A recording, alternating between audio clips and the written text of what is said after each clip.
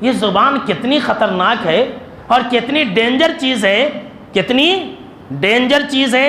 ذرا ایک فرمان رسول سن لیجئے، ترمذی کی یہ بالکل ہی صحیح روایت ہے۔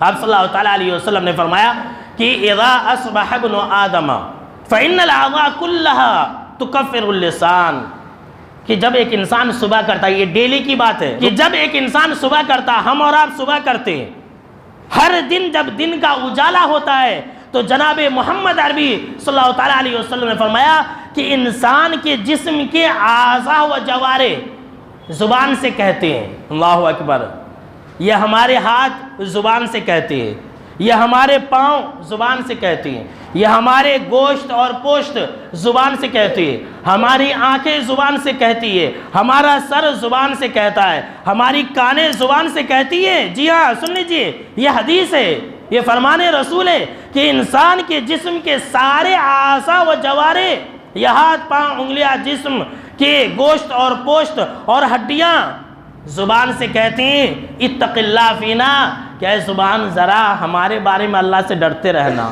سبحان اللہ، کیا کہتے ہیں کہ اے زبان ہمارے بارے میں اللہ سے ڈرتے رہنا، اللہ کا خوف کھانا۔ کیوں؟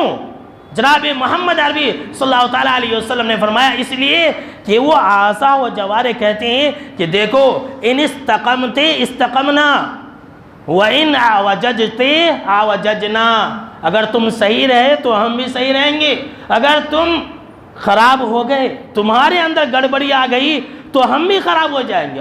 اس لیے کہ دیکھیے لڑائی اور جھگڑوں کی شروعات کہاں سے ہوتی ہے؟ زبان سے ہوتی ہے نا۔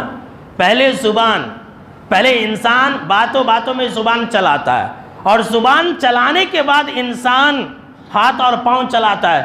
زبان سے کسی کو گالی بک دیا، مار کسے لگی، زخم کسے آئے، چوٹ کسے آئے، ہاتھ کو آئے، بدن کو آیا، پاؤں کو آیا۔